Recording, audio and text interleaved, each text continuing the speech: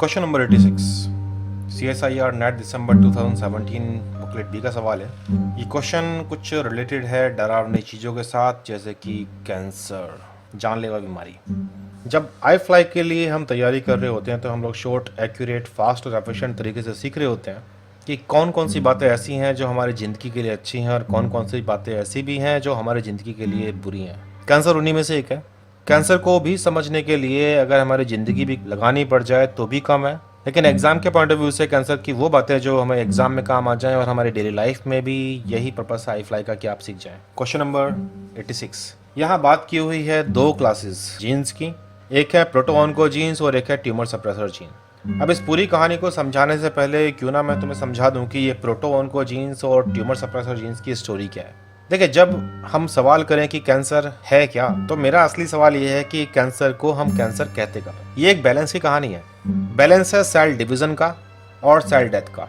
Cancer तब होता है जब सेल डिवीजन ज्यादा हो सेल डेथ की, मतलब जो प्रोसेस सेल डेथ करती हो वो प्रोसेस कम हो जाए और जो प्रोसेस सेल डिवीजन करवाती हो वो प्रोसेस फास्ट हो जाए। तो एक तरफ हम कह रहे हैं कि कुछ बातें होनी बंद हो जाएं, एक तरफ हम बोल रहे हैं कि कुछ बातें ज्यादा होने लगे। सेल साइकिल की जब हम बात करते हैं तो हम जानते हैं कि साइक्लिन जैसे मोलिक्यूल्स, CD के जैसे मोलिक्यूल्स, तो इसके अलावा हमारा E2F जैसा मोलिक्यूल, ये सब ऐसे मोलिक्यूल्स हैं जो सेल साइकिल को रेगुलेट करते हैं और ये कहते हैं कि सेल को बढ़ना चाहिए, सेल डिवाइड करनी चाहिए। तो P53 जैसे मोलिक्यूल या P21 जैसे मोलिक्यूल या फिर RB जैसे मोलिक्यूल या फिर P16 जैसे मोलिक्यूल, ये वो मोलिक्यूल हैं जो ये कहते हैं कि सेल साइकिल को रुकना चाहिए। तो मतलब सेल साइकिल में जितने मोलिक्यूल्स के नाम आते हैं उनमें से कुछ हैं सेल साइकिल के इनहिबिटर, मतलब सेल को डिवाइड करने नहीं देंगे, और कुछ ऐसे भी हैं जो सेल के एक्टिवेटर हैं डिवीजन के, तो वो उन्हें सेल को डिवाइड करने के लिए बोलेंगे।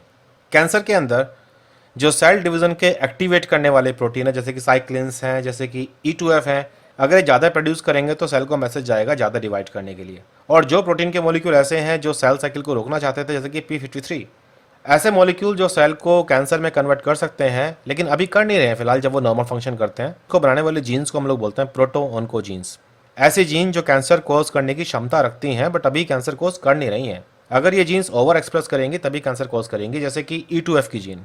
और ऐसी जीन्स जिनके एक्सप्रेस करने से सेल्स की डेथ हो जाती हो, सेल का डिवीजन रुक जाता हो, उन जीन्स को हम लोग बोलते हैं ट्यूमर सप्रेसर जीन। अगर ये जीन काम करना बंद कर दें तो फिर कैंसर हो जाएगा, क्योंकि सेल डिवीजन रोकने वाला कोई नहीं है। ऐसे एक प्रोसेस होती है सेल डेथ की, और सेल डेथ में जब भी कभी अपोप्टोसिस के लिए मैसेज आएगा तो माइटोकॉन्ड्रिया के अंदर पाए जाने वाले साइटोक्रोम C बाहर आ जाते हैं और वो शुरू कर देते हैं कास्पेस कास्केड, जहां ऐसे कास्पेस एंजाइम्स एक्टिवेट हो जाते हैं जो सेल के सभी स्ट्रक्चर्स की धज्जियां उड़ा देते हैं और सेल की डेथ हो जाती है। अगर मैं अपोप्टोसिस को ब्लॉक कर दूं किसी भी तरीके से तो फिर ये सेल मरेगी नहीं, और ये सेल मरेगी नहीं तो फिर ये कैंसर करेगी। यहाँ भी कुछ मॉलिक्यूल ऐसे हैं जो अपोप्टोसिस को रोकते हैं, जैसे कि BCL2, तो कुछ मॉलिक्यूल ऐसे हैं जो अपोप्टोसिस करवाते हैं, जैसे कि BAC, जो कि माइटोकॉन्ड्रिया के आउटर मेम्ब्रेन में पाया जाने वाला एक चैनल है। तो यहाँ भी आप कह सकते हो कि इनमें से कुछ हैं जो प्रोटोऑन्को जीन है, जैसे कि BCL2। अगर ये जीन ओवर एक्सप्रेस करेगी तो सेल मरेगी नहीं तो मतलब डिवाइड होती रहेगी, कैंसर हो गया।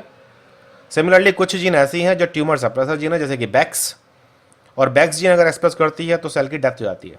इसी तरीके से अपोप्टोसिस और सेल साइकिल, यहाँ काम करने वाले एंजाइम्स, प्रोटीन, सिग्नलिंग मॉलिक्यूल्स और उनकी जीन्स को हम लोग कैटेगरी में डाल सकते हैं ट्यूमर सप्रेसर जीन या फिर प्रोटोऑन्को जीन। अब मान लीजिए हमारे पास एक सेल है, हम जानते हैं कि हम डिप्लॉइड ऑर्गेनिज्म है और हर जीन की दो कॉपियां होती हैं। तो अगर मेरे पास ट्यूमर सप्रेसर जीन है, एक ऐसी जीन जो ट्यूमर को सप्रेस कर सकती थी, ट्यूमर सप्रेसर जीन की दो कॉपियां हैं और दोनों कॉपी काम करती हैं, तो अगर एक कॉपी काम नहीं कर रही है, मतलब हेटेरोजाइगस कंडीशन है, तो दूसरी कॉपी तो प्रोटीन बनाएगी ना। दूसरी कॉपी से जो प्रोटीन बनेंगे उससे ट्यूमर सप्रेस हो जाएगा और ये सेल मर जाएगी। यानी कि जो आपकी ट्यूमर सप्रेसर जीन है ये वन कॉपी में भी इनफ है सेल डेथ के लिए। तो अगर आपको इनको कैंसरस में कन्वर्ट करना है तो फिर दोनों जीन खराब होने चाहिए। मतलब ट्यूमर सप्रेसर जीन वाली केस में ये स्टोरी है कि जब तक दोनों कॉपी खराब नहीं होंगी ट्यूमर डेवलप नहीं होगा आमतौर पर। लेकिन जब मैं दूसरी तरफ बात करता हूँ ऐसी जिन्हें मैं बोलता हूँ प्रोटोऑन्को जीन्स, तो प्रोटोऑन्को जीन्स में अगर एक कॉपी खराब हो जाए, गड़बड़ है, खराब होने का मतलब है म्यूटेशन, और म्यूटेशन यहाँ हम बात कर रहे हैं गेन ऑफ फंक्शन की, कि वो ज़्यादा एक्सप्रेस करना शुरू कर दिया। तो अगर ये बड़ी क्वांटिटी में प्रोटीन बना रहे हैं और दूसरी जीन है जो थोड़ी कॉपी में प्रोटीन बनाती है, नॉर्मल है, तो क्योंकि यहाँ इन प्रोटीन का काम है सेल को डिवाइड करने के लिए बोलना, तो बट ऑब्वियसली ये सिंगल कॉपी में भी इतने प्रोटीन बना देंगे कि ये सेल मेरी कैंसर में कन्वर्ट हो जाए। जब हम लोग प्रोटोऑन्को जीन की बात करते हैं तो प्रोटोऑन्को जीन कैंसर कॉज करेगी उसके लिए एक ही जीन का गेन ऑफ फंक्शन म्यूटेशन काफ़ी है। याद रखिएगा, म्यूटेशन की जब हम बात करते हैं तो जनरली हम लोग ऐसे लेके चलते हैं कि म्यूटेशन का मतलब है जीन खराब हो गई, जीन खराब होने का मतलब है जीन ने काम करना बंद कर दिया। बट नहीं, ऐसा नहीं है। म्यूटेशन का मतलब है कि जीन ने अपने काम करने का तरीका बदल दिया। हो सकता है वो काम करना बंद कर चुकी हो, या फिर हो सकता है काम किसी और तरीके से कर रही हो। क्या मतलब है कि प्रोटीन किसी और तरह का बन रहा हो, या ज़्यादा बन रहा हो, या कम बन रहा हो। तो जब हम लोग ट्यूमर बायोलॉजी की बात करते हैं, कैंसर बायोलॉजी की बात करते हैं, तो यहाँ पे हम लोग जब जीन में ऐसे म्यूटेशन होते हैं कि जीन ज़्यादा प्रोटीन प्रोड्यूस करना शुरू कर दे, तो उसे बोलते हैं हम लोग गेन ऑफ फंक्शन। और जब कभी प्रोटीन वो कम बनाती है या फिर बनाती नहीं है, तो हम उसे बोलते हैं loss of function. Tumour suppressor gene का जो प्रोडक्ट है उससे बनने वाले मॉलिक्यूल्स क्योंकि सेल में एपोप्टोसिस कराते हैं, इसलिए कैंसर होने के लिए इन जीन्स का शट डाउन होना जरूरी है और टोटली शट डाउन होना जरूरी है, दोनों कॉपी। लेकिन जो प्रोटोऑन्को जीन्स हैं, इन जीन्स के प्रोडक्ट से सेल साइकिल चलती है, सेल डिवीजन होता है, इसलिए अगर एक कॉपी भी ओवर प्रोड्यूस कर रही है तो वो भी कैंसर कर सकती है। अब इन जानकारियों का इस्तेमाल करके हम लोग क्वेश्चन नंबर 86 को देखते हैं। हमारे पास दो क्लास हैं जीन्स की, एक है प्रोटोऑन्कोजीन। प्रोटोऑन्कोजीन वो हैं जो कैंसर कॉज कर सकती हैं, अभी नहीं कर रही लेकिन कर सकती हैं जब इनमें गेन ऑफ फंक्शन म्यूटेशन हो। ट्यूमर सप्रेसर जीन कैंसर को रोक सकती हैं अगर ये नॉर्मल काम करती हैं, अगर ये काम नहीं करेंगी तो अपोप्टोसिस नहीं होगा, सेल अनकंट्रोल डिवाइड करेगी। ये दोनों कैंसर सेल के डेवलपमेंट में काम आते हैं। इनके लिए स्टेटमेंट दे रखे हैं क्योंकि यहाँ पूछा हुआ है कि कौन सा कॉम्बिनेशन ट्रू है, तो हम ट्रू पे ध्यान देंगे। ऑप्शन नंबर 1 कह रहा है कि प्रोटोऑन्कोजीन्स जो होती हैं ये गेन ऑफ फंक्शन म्यूटेशन की वजह से कैंसर कॉज करती हैं, जबकि tumour suppressor jeans cancer develop तब करेंगे जब वो जीन काम करना बंद कर दे। अभी हम लोगों ने ये सीखा, तो ऑप्शन नंबर ए जो है वो करेक्ट है। ऑप्शन नंबर बी कह रहा है प्रोटोऑन्कोजीन कैंसर जब कॉज करेगी जब उसमें लॉस ऑफ फंक्शन म्यूटेशन हो। देखो ये स्टेटमेंट नंबर ए का उल्टा है, तो ऑटोमेटिकली ये गलत है क्योंकि हमारा स्टेटमेंट नंबर बी ठीक था। सी बोल रहा है म्यूटेशन अगर दोनों एलील में हो जाए प्रोटोऑन्कोजीन में। प्रोटोऑन्कोजीन वो है जो सेल साइकिल को प्रमोट करती है। क्या दोनों जीन में म्यूटेशन होना जरूरी है, दोनों एलील्स में? नहीं, एक एलील काफ़ी है।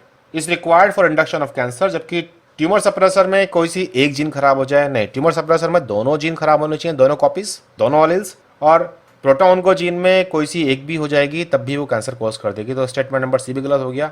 डी बोल रहा है कि म्यूटेशन जो है वो किसी एक में हो जाए, प्रोटोऑन्कोजीन के केस में तो काफ़ी है कैंसर करने के लिए, और ट्यूमर सप्रेसर वाले केस में दोनों ही जीन्स एलील्स में, जीन्स की जो दो कॉपियां होती हैं उनको हम एलील्स बोलते हैं, दोनों में ही म्यूटेशन होना जरूरी है। तो फिर हमारे पास option number A and D correct. देखिए इन बातों को समझाने के लिए अपोप्टोसिस क्लियर होना चाहिए आपको, इसके अलावा आपको क्लियर होना चाहिए सेल साइकिल, उसका कंट्रोल।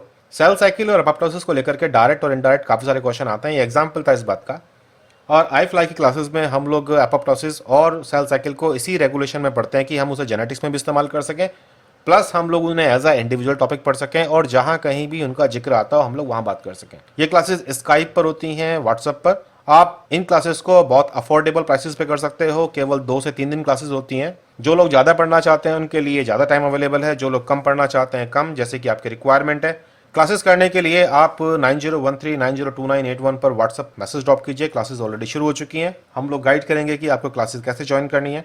अगर ये आपको वीडियोस पसंद आ रहे हैं तो इन्हें लाइक करना मत भूलिए और साथ में यूट्यूब चैनल को सब्सक्राइब कीजिए बड़ी सी घंटी के साथ, और इनको शेयर कीजिए फेसबुक, व्हाट्सएप और जो भी कोई आपका मन करे।